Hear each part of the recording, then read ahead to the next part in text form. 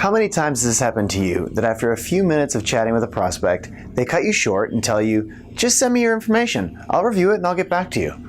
Now tell me this, what do you think the chances are that the prospect actually means what he said?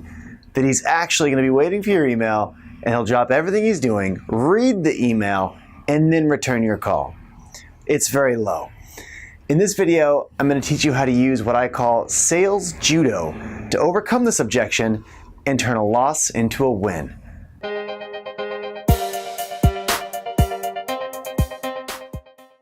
Send me your information is one of the most common objections used by prospects during sales calls. There are two reasons why your prospects gravitate to this response. First, they get to get rid of the sales caller without being rude, and nobody wants to be rude. And second, it still leaves the caller with a false sense of hope. It leaves a salesperson with a false sense of hope. They're left saying, well, hey, at least they didn't say no.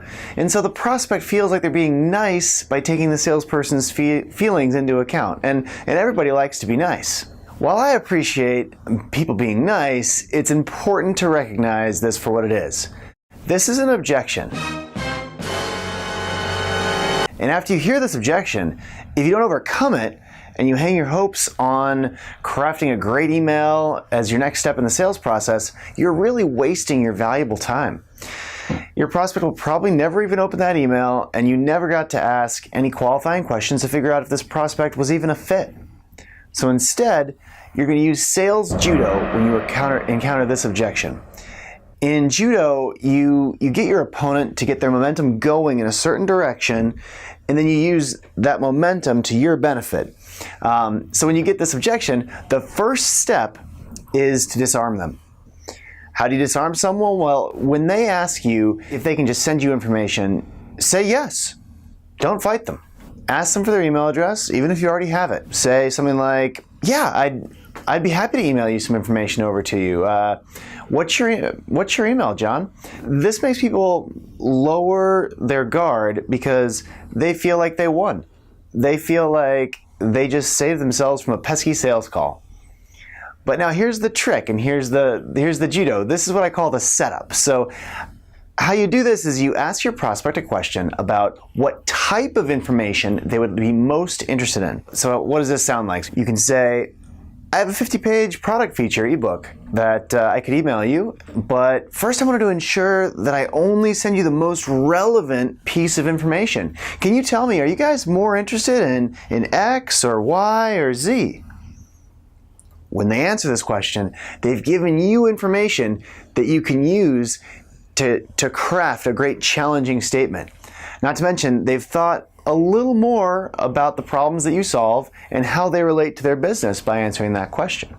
Then you can take what you've learned and countermove. We'll call this the trip.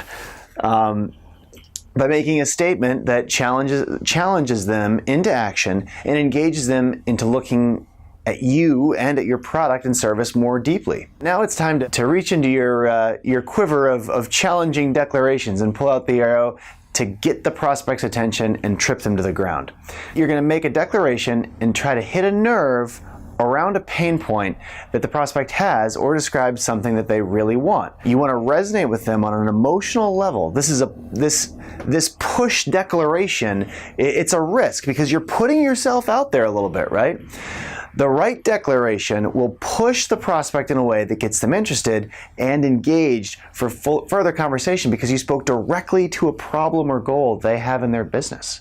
So how do you choose the right push declaration? Well, let me show you how I would do it. My day job is that I'm CEO of Badger Maps, an app that helps field salespeople. So let's imagine that I'm in a conversation selling to a VP of sales, and I just got this objection, and I've used my disarming question.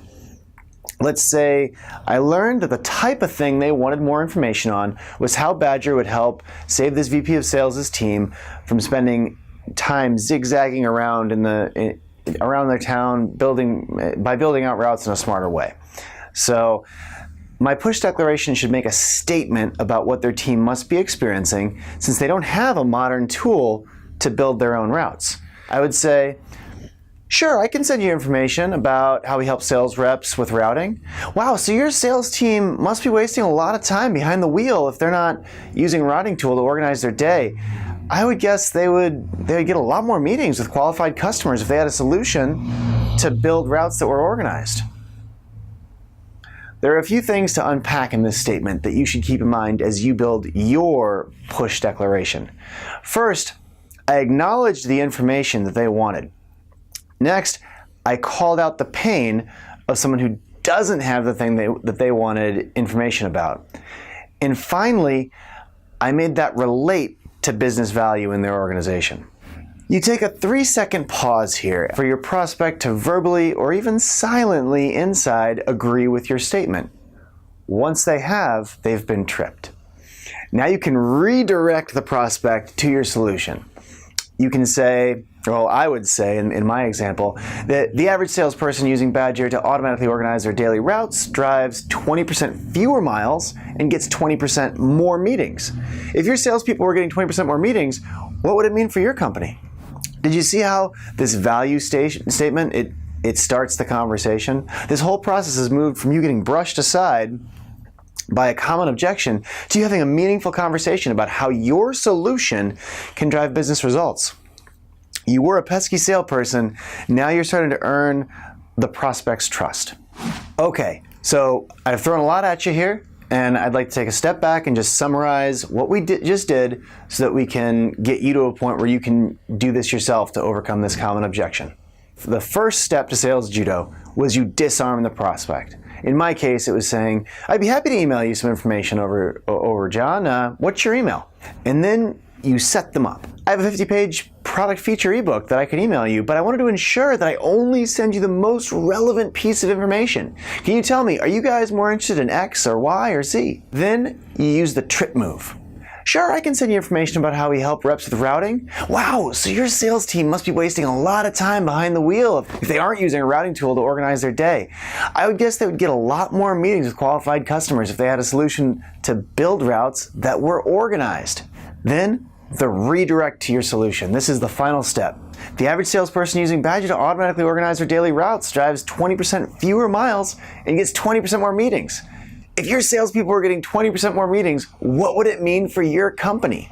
All right, so now I want you to pause this video and sit down and write down your setup, write down your trip move, write down your redirect. Do this exercise for your product or solution so that you're ready for everything. Okay, did you unpause me? If you haven't unpaused me, that means you didn't pause me. Pause me. Okay, so now you're ready to use Sales Judo to take an objection, overcome it, and have a productive sales conversation. Thanks for watching, and if you like what you've seen, please share and subscribe. See the link in the description below to get all the field sales training videos that I've made. If there's a particular field sales topic that you would like me to cover, just mention it in the comments below, or feel free to reach out to me at steve@badgermapping.com. Happy selling, everybody.